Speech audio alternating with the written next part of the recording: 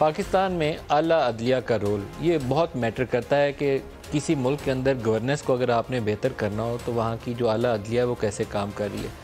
क्या खौफ के बगैर और किसी लालच के बगैर आज़ादी से कानून और आइन के मुताबिक फ़ैसले किए जा रहे हैं, या हर एक फ़ैसला पहले से मुख्तलिफ है। कभी किसी मिलिट्री डिक्टेटर के दबाव के नीचे में किया जा रहा है और कभी किसी लालच के तहत किया जा रहा है। पाकिस्तान की जुडिशल हिस्ट्री में ये दोनों फैक्टर हमें कार फरमान नज़र आते हैं।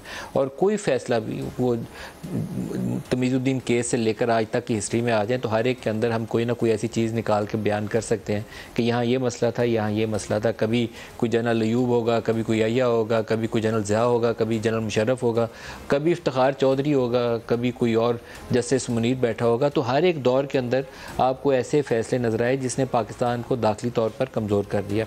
आज एक एहतसाब अदालत का फ़ैसला सामने आया जिसमें उन्होंने कहा कि वो प्लॉट वाला एक केस था नवाज़ शरीफ के ख़िलाफ़। उसमें उन्होंने कहा कि रिकॉर्ड बताता है कि नवाज़ शरीफ को सियासी इंतकाम का निशाना बनाया गया। साबिक़ हुकूमत ने नैब हुकाम को नवाज़ शरीफ का सियासी कैरियर तबाह करने पर मजबूर किया। अब ये मेरे लिए जज साहब की ऑब्जर्वेशन काबिल एहतराम है, लेकिन जिस जज ने फ़ैसला दिया था वो भी किसी नैब अदालत में बैठा होगा और वो भी जज के मनसब पे फायज होगा। क्या जज के मनसब के ऊपर बैठ के जिसका हल्फ उठाते हैं कि अल्लाह ताला को जवाब देना है, ये किसी की ज़िंदगी और मौत का फ़ैसला करने की ताकत रखते हैं ये जज, क्या उनके लिए ये चीज़ मुमकिन है कि वो ऐसे फ़ैसले करें? तो कल अल्लाह को क्या शक्ल दिखाएंगे? नवाज़ शरीफ का जो पनामा वाला फ़ैसला था, जज अरशद मलिक अब इस दुनिया में नहीं है, मैं दुआ गो कि अल्लाह उनकी मग़फ़िरत फरमाए। उनके मामले में शरीफ फैमिली ने उनको मैनेज करने की कोशिश की, क्योंकि शरीफ फैमिली का ख्याल था कि वो बहुत से जजों की तैनातियाँ उनके ज़रिए हुई हैं, वो उनको मैनेज कर सकते हैं। उस वक्त की इस्टेब्लिशमेंट उनसे ज़्यादा तगड़ी थी, उन्होंने उनको अच्छे से मैनेज कर लिया। और एक वीडियो थी 30 साल पुरानी, उसी वीडियो का एक हिस्सा दिखा के शरीफ फैमिली के मुंसलिक कुछ लोगों ने, मेरा ख्याल है उनके एक साहबजादे के पास वो क्लिप मौजूद था, वो भी उनको मैनेज करने की कोशिश कर रहे थे। लेकिन जिस इस्टेब्लिशमेंट की शख्सियत का मैं यहाँ नाम नहीं ले रहा, वो ज़्यादा तगड़े और ज़्यादा बाख्तियार थे, उन्होंने उनको मैनेज कर लिया। और मेरी इत्तला के मुताबिक कॉन्स्टिट्यूशन एवेन्यू के ऊपर एक मीटिंग हुई थी जिसमें जज अरशद मलिक के साथ उस मुलाकात में उनको एश्योर करवाया गया था कि यही फ़ैसला करना है, बाकी आपके मामला हम देख लेंगे, वो वीडियो का मामला भी संभाल लेंगे। उसके बाद वो फ़ैसला आया जो हम सब के सामने है। क्या ये तरीक़ाकार दुरुस्त है कि कभी शरीफ फैमिली के दबाव में आ जाए, कभी ज़रदारी के दबाव में आ जाए, कभी किसी जनरल मुशर्रफ के दबाव में आ जाए, या कभी किसी और ताकतवर शख्सियत के साथ जो पाकिस्तान में इत्तेहाद बनाते हैं और तोड़ते हैं, उनके दबाव के नीचे आकर सुप्रीम कोर्ट फ़ैसले करे या हाई कोर्ट फ़ैसले करे या कोई नैब एहतसाब अदालत ऐसे फ़ैसले करे? और ये हमारे यहाँ तवातर के साथ यही काम हो रहा है। इसीलिए पाकिस्तान आगे जाने के बजाय पीछे जा रहा है। पाकिस्तान दो लख्त हो गया, लेकिन हमने इन चीज़ों से सबक आज तक हासिल नहीं किया। मेरे सामने कुछ ऐसी चीज़ें हैं जिनको मैं किसी शख्सियत से मंसूब करके अभी आपको बयान नहीं कर सकूँगा, लेकिन आपके सामने कुछ सवाल रखूँगा। हर एक सवाल के अंदर एक ख़बर है, जो मेरा ख्याल ये है कि अगले 2 से 3 हफ्तों के दौरान जो जुडिशरी और एग्जीक्यूटिव के माबैन एक नए फायर वर्क्स की तरफ हमें ले जा सकती है। उससे बचा भी सकते हैं हम पाकिस्तान को, अगर कुछ लोग, कुछ शख्सियात अपना रोल आइन के दायरा कार के अंदर रहते हुए अदा करें, जिसकी मुझे पाकिस्तान की हिस्ट्री को देखते हुए कम अज़ कम इस वक्त उम्मीद कम नज़र आती है।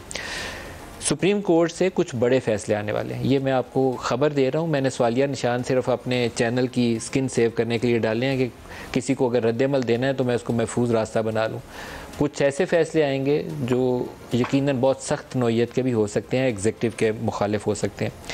एक फ़ैसला जिसकी तवक्को है आने की, वो फ़ैसला है जिसके ऊपर ये 9 रुकनी बेंच से 2 जजेस उठ गए। जस्टिस काजी फायज़ ईसा उठ गए, जस्टिस सरदार तारिक मसूद उठ गए कि बेंचों की तश्कील के ऊपर जब तक फ़ैसला नहीं आ सकता तब तक हम इस बेंच में, ये जो मिलिट्री कोर्ट्स के हवाले उसके अंदर नहीं बैठेंगे। वो फ़ैसला आ सकता है। कुछ इशारे ऐसे हैं कि कुछ फ़ैसलों की नौइयत बहुत कड़वी और तल्ख हो सकती है एग्जीक्यूटिव के लिए। ये मैं अभी बयान करने से कासिर हूँ कि वो कितनी कड़वी और कितनी सख्त होगी और किसके ख़िलाफ़ होगी। एक हुकूमत ने नया एक्ट पास किया है जिसके मुताबिक नाअहली की मुद्दत 5 साल की गई है, और हमारी इतला यह है कि सुप्रीम कोर्ट में ये मामला जब भी घूम फिर के जाएगा, ये नवाज़ शरीफ या जहांगीर तरीन के मामले में उनको बेनिफिट नहीं दे पाएगा। एटलीस्ट सुप्रीम कोर्ट के अंदर यही सोच इस वक्त मौजूद है, और इसको अनडू कर सकते हैं क्योंकि इसमें एक सुप्रीम कोर्ट की जजमेंट फील्ड में है, अफेक्टिवली फील्ड में है, जिसमें 62(1)(f) के तहत नाअहली की मुद्दत जो थी ताहयात तय की गई थी। एक और जो बड़ा ही मानी खेज है, मैं इसको भी अभी इसको क्वेश्चन मार्क के साथ आपको बयान कर रहा हूँ, लेकिन ये मोस्ट इम्पॉर्टेंट पार्ट है कि 14 मई के इलेक्शन के ऊपर जो ऑर्डर था और 14 मई का इलेक्शन नहीं हुआ, किसी एक वजह से या दूसरी वजह से मामला आगे चलता रहा। एक स्टेज के ऊपर इतला ये थी कि उस सुप्रीम कोर्ट शहबाज शरीफ के ख़िलाफ़ कंटेम्प्ट ऑफ कोर्ट प्रोसीडिंग का आगाज़ करने का इरादा रखती है, लेकिन सुप्रीम कोर्ट के अंदर जो डिवीजन्स मौजूद थी उन डिवीजन्स ने इस चीज़ को आगे बढ़ने से रोका। डिवीजन्स बड़ी वाज़ेह थी, कभी लोग कहते थे कि 7-8 की तकसीम है और फिर जाके वो 9-6 वाली बात आनी शुरू हो गई, लेकिन ये तकसीम इतनी खुली और वाज़ेह है कि ये अंदरूनी मामलात जो थे उसने सुप्रीम कोर्ट को रोक लिया, नहीं तो शायद एक और वज़ीर आज़म जो है कंटेम्प्ट ऑफ कोर्ट प्रोसीडिंग के नतीजे में अब तक नाअहल हो चुका होता। आज जो प्रोग्राम में हमारे साथ शुरका हैं उनके सामने ये सारी चीज़ रखेंगे के मामलात, इस्टेब्लिशमेंट के मामलात, एग्जेक्टिव की अपनी कमज़ोरियाँ और नाअहलियाँ, उसको भी कभी नज़रअंदाज नहीं करना चाहिए, क्योंकि जब भी जुडिशरी या इस्टेब्लिशमेंट कुछ ऐसा एक्शन करती है तो उसके अंदर उस वक्त के बैठे हुए हुक्मरानों की कहीं ना कहीं कमज़ोरी या नाअहली का दखल ज़रूर होता है, उसको कभी नज़रअंदाज नहीं करना चाहिए।